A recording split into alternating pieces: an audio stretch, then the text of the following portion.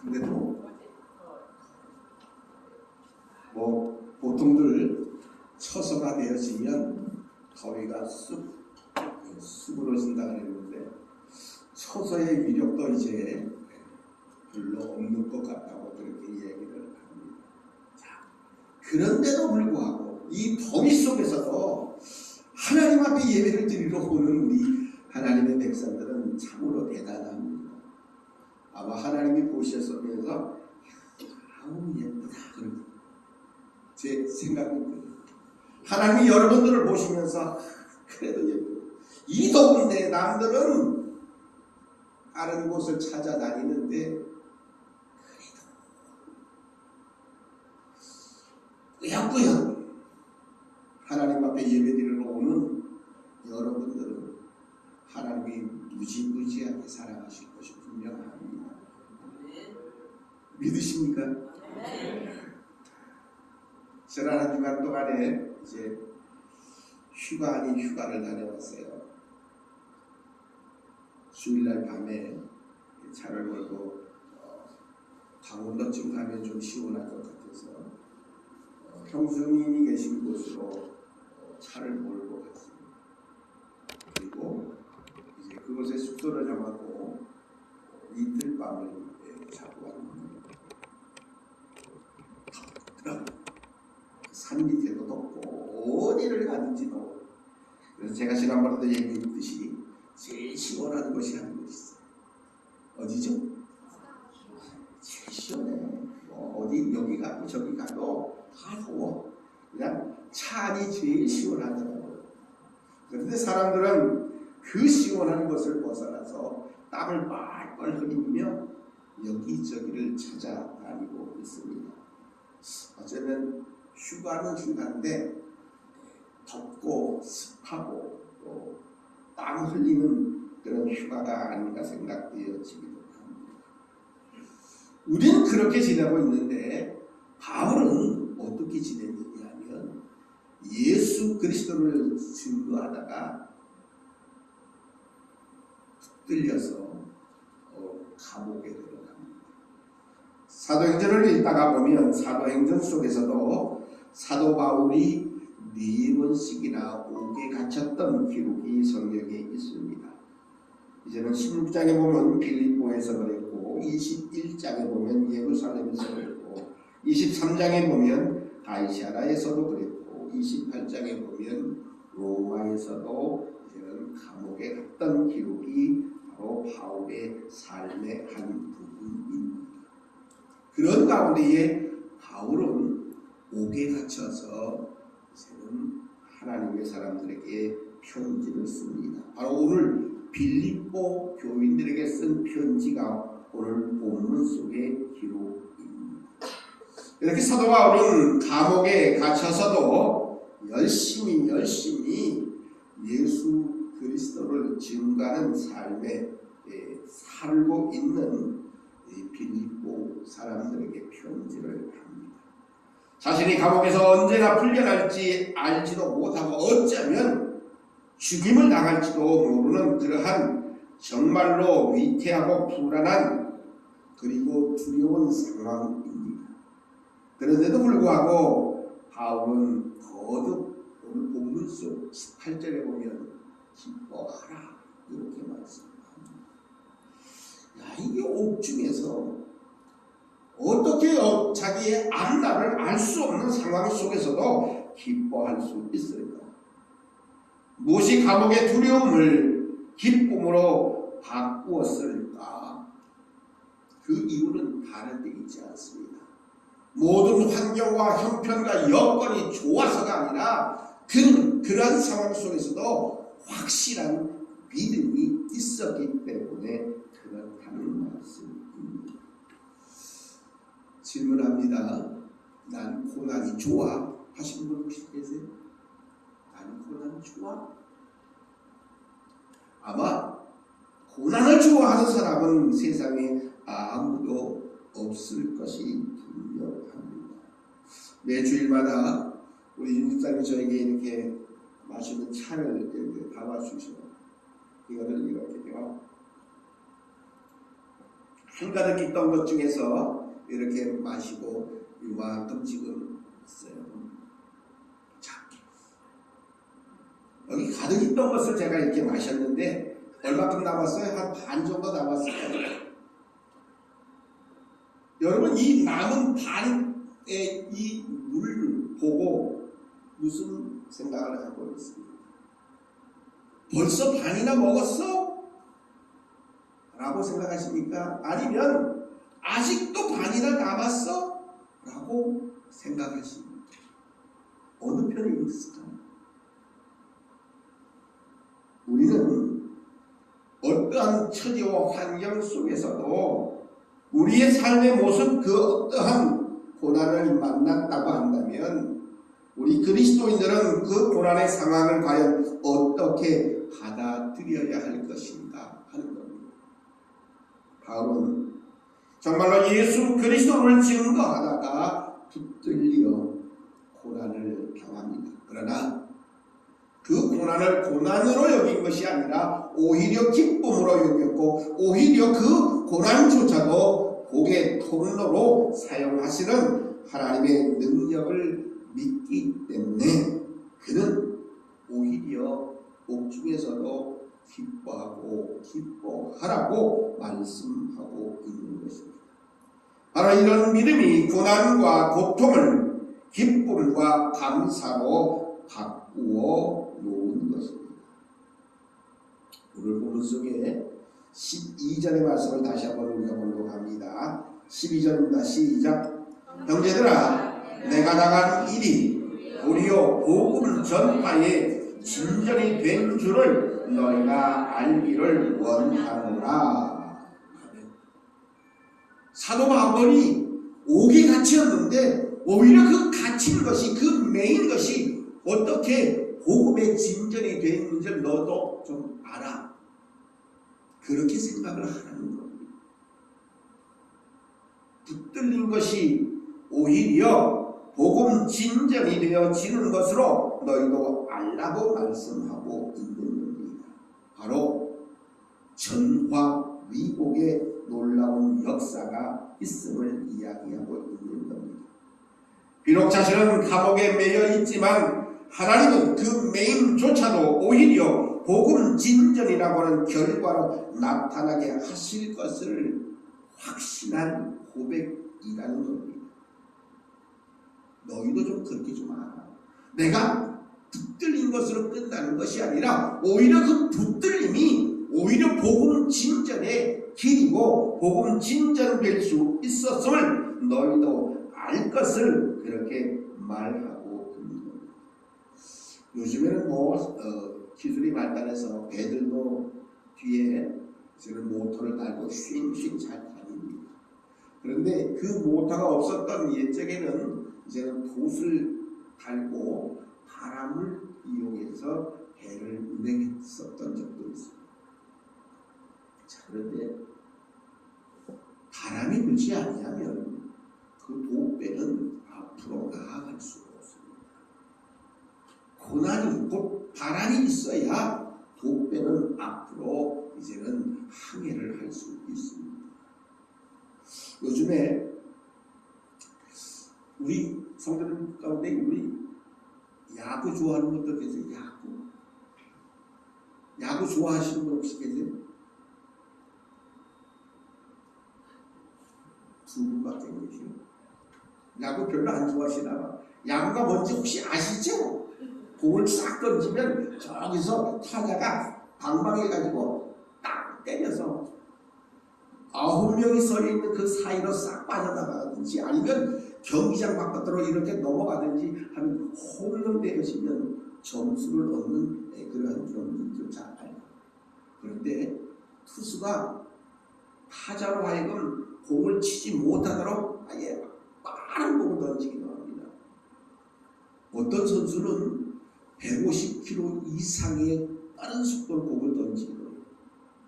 그런데 타자들도 대단한 게 그 빠른 공을 방망이로 매트를 가지고 친다. 근데 그게 세게 좋아지면 그 코스만 좋아지면 휙 하고 경기장 바깥으로까지 날아갑니다.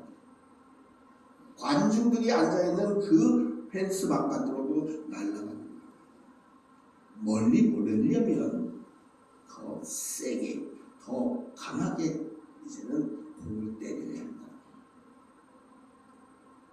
어쩌면 공이 아파할 수도 있어요. 그런데 빠른 공을 더 빠른 속도로 그 매트를 가지고 치면 더 멀리 나간다. 뭐 경험을 해봐서 알 거예요. 공을 벽에다가 살짝 던지면 빨리 튀어나오지 않아요. 그런데 세게 던지면 그 세게 던진 만큼 이제는 튀어나오는 것과 같은 거예요. 마찬가지로 사도 바울의 옥의 갇힘이 복음 전파가 끝 아니라는 겁니다. 오히려 그것이 복음 전파의 진전이 된 줄 이제는 알라고 이제는 빌립보 교인들에게 사도 바울은 이제는 전하고 있는 겁니다. 그런데 거기서 끝나는 게 아니에요. 오늘 공동의 말씀 가운데에 등장하는 이름들이 오늘 13절과 14절에 기록되어져 있습니다.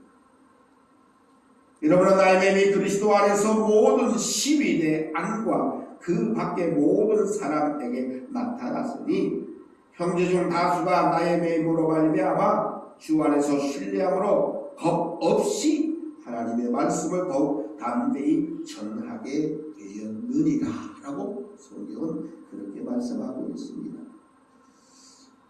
많은 사람들이 이 궁을 보호하였답니다. 그런데 이 시위대의 숫자가 어느 정도였을까요? 한번 맞춰보세요. 시위대, 오늘 본문에 기록되어져 있는 이 시위대라고 하는 이 사람들의 숫자가 얼마나 됐을까요? 몇 명 정도 된 것 같아요? 10명? 100명? 1000명? 2000명? 기록을 통해서 보면 그 당시에 이 시위대의 숫자가 무려 9,000명쯤입니다. 9,000명. 보통 많은 숫자가 아닙니다. 적은 숫자가 아닙니다. 이 시위대들이 9,000명이 시간을 나눠서 교대하면서 이제는 궁을 지키고 온 사람들을 지켰던 겁니다. 그런 사람들에게 사도 바울은 오히려 옥중에서 그 안에 예수 그리스도를 전할 수 있게 되었다는 겁니다. 내가 옥에 갇혔으니까 이제 난 끝났어. 아니. 오히려 말씀에 기록되어진 그대로 하나님의 놀라운 은혜 속에서 바울로 하여금 그 옥중을 지키는 시위대 사람들에게 부활의 예수 그리스도를 열심히 전했던 겁니다. 그 밖에 모든 사람들에게 또한 나타난 모습은 이랬습니다. 형제들의 다수가 나의 맹 곧 바울의 옥의 갇힘으로 말미암아 주 안에서 신뢰하게 되었습니다. 하나님이 그럼에도 불구하고 오히려 바울을 지키실 뿐만 아니라 그런 상황 속에서도 오히려 예수 그리스도를 증거하게 됩니다. 오늘 말씀 14절에 보니까 겁 없이 하나님의 말씀을 더욱 담대히 전하게 되었노라고 말씀합니다. 야, 바울이 붙들렸어. 잘못하면 우리도 붙들릴 것 같으니까 입 다물고 조용히. 부활의 예수 그리스도도 증거하지 마라. 그렇지 않았습니다. 오늘 말씀에 기록되어 있는 그대로 겁 없이 하나님의 말씀을 오히려 전하고 있었다고 성경은 말하고 있습니다. 괜찮아. 바울도 갇혔는데 뭐 우리도 붙들리면 어때? 전혀 두려워하지 아니하고 염려하지 아니하고 오히려 부활의 예수 그리스도를 담대하게 증거하는 그런 놀라운 역사가 나타나게 되었다는 사실입니다. 고난 중에서도 하나님의 선하신 계획이 있음을 분명히 그들은 믿고 있었던 겁니다. 바울처럼 오히려 고난을 통해서 하나님의 영광이 드러나고 고난이 반전과 역전의 결과로 나타날 것을 확신했기에 바울 외에 더 많은 형제들은 또한 겁없이 하나님의 말씀을 온전히 증거하는 증인의 삶을 살아가고 있었다는 사실입니다. 그런데 더 놀라운 것은요, 바울이 예수 그리스도를 증거할 때에 한쪽 편의 사람들이 어떤 사람들이 있었냐면 도리치고 옛날에 예수 믿는 사람들 잡아가던 거 아니야. 바울이 예수 그리스도를 열심히 증거했지만 그 다른 한쪽에서는 그를 시기 질투하는 사람들도 있었던 겁니다. 그래서 오늘 성경에 뭐라고 기록하고 있느냐 하면 15절 이렇게 성경을 말씀합니다. 어떤 이들은 투기와 분쟁으로 어떤 사람들은 착한 뜻으로 그리스도를 전파했다고 말씀합니다. 야, 기회는 이때야. 바울이 붙들렸으니까 이제 복음을 전하지 못할 것 같지. 이제 우리가 더 열심히 하자. 바울은 이제는 끝났어. 대신에 우리가 더 할 수 있어. 우리가 더 인기를 얻을 수 있어. 투기하는 마음으로, 분쟁하는 마음으로. 또 어떤 이들은 아니야, 그래도 우리는 예수 그리스도를 증거해야 돼. 착하고 선한 마음으로 이제는 더 열심히 예수 그리스도를 증거하는 사람들이 여기저기 생겨났다는 그러한 말씀입니다.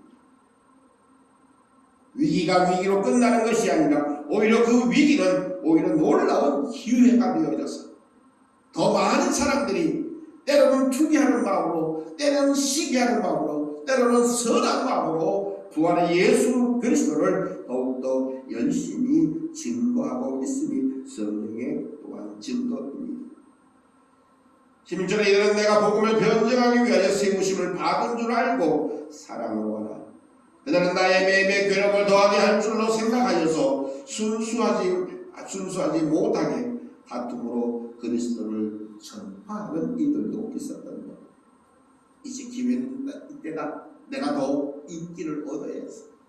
그런 마음으로, 때로는 시기하는 마음으로, 아니면 선한 마음으로 예수 그리스도를 열심히 증거하는 그러한 기회가 또한 계기가 되었다고 그렇게 바울은 고백합니다. 그러면서 18절에 보면 바울의 이 고백은 정말로 놀라운 고백이 아닐 수 없습니다. 18절을 함께 공독합니다. 시작. 그러면 무엇이냐? 거칠로 하나 참으로 하나 무슨 방도로 하든지 전파되는 것은 그리스도니 이로써 나는 기뻐하고 또한 기뻐하리라. 아멘. 많은 사람들이 때로는 선한 마음으로, 아니면 착한 마음으로, 아니면 투기하는 마음으로, 혹은 분쟁하는 마음으로 예수 그리스도를 증거하게 됐는데 그 모든 일에 결국은 예수 그리스도가 전파되어지는 것, 나는 그게 진정으로 기쁘고 기뻐하겠다라고 그렇게 고백합니다. 자신은 고난을 당하더라도 하나님의 영광이 드러나고 복음이 전파될 수 있고 예수 그리스도가 증거되어진다면 그것으로 충분하다는 그런 말씀입니다. 사도 바울의 인생은 오직 예수요, 오직 복음이요, 오직 하나님께 영광에 초점을 맞출 수 있었던 것입니다. 어떤 상황 속에서도 주님만을 온전히 바라보며 주님께만 영광이 되는 삶을 살아갔던 바울의 모습이 바로 나의 모습, 여러분들의 모습이어야 한다는 겁니다. 고난이 주는 이유가, 고난이 유익인 이유가 바로 여기 있습니다. 실망하고 절망하고 포기하는 것이 아니라 오히려 그 고난의 현장에서 들려오는 하나님의 음성을 들을 수 있어야 합니다. 고난을 통해서 나에게 말씀하시는 하나님의 뜻이 무엇인지를 우리는 온전히 들어야 하는 것입니다. 그럴 때 이 고난은 성장과 성숙의 결론으로 더 풍성한 삶으로 온전히 나타나게 된다는 것입니다. 사랑하는 성도 여러분, 고난 당하고 있습니까? 어려움을 당하고 있습니까? 우리는 그 고난과 어려움 속에서 하나님이 나에게 무엇을 말씀하시는지, 하나님이 나에게 무엇을 원하시는지를 우리는 온전히 깨달을 수 있어야 합니다. 고난은 고난으로 끝나지 않습니다. 오히려 그 고난이 놀라운 하나님의 복음, 예수 그리스도의 복음이 전파되는데 진전이 될 수 있다는 사실을 우리는 다시 한번 온전히 깨달을 수 있어야 합니다. 내가 고난당하면, 어려움 당하면, 어려움으로 고난으로 끝나면 아무 소용이 없어요. 그 고난 가운데서 하나님이 나에게 무엇을 원하시고 무엇을 또한 이제 허락해 주실 것인가를, 또한 그런 상황 속에서도 하나님의 선하신 계획이 있음을 우리가 확신하면 우리의 삶에는 더 큰 놀라운 하나님이 주시는 은혜의 능력의 역사가 있다는 것입니다. 그 사실을 우리가 매일매일 온전히 느끼고 깨달으며 살아가시는 우리 모든 믿음의 백성들 되시기를 간절히 바랍니다. 어떤 상황 속에서도 오직 하나님께 영광이며 오직 복음, 오직 예수 그리스도가 능히 증거되어지는 증인의 삶을 능히 살아가기에 부족함 없는 우리 모든 하나님의 거룩한 백성들이 다 되시기를 주님의 이름으로 축복합니다. 하나님 감사합니다. 우리 고난에도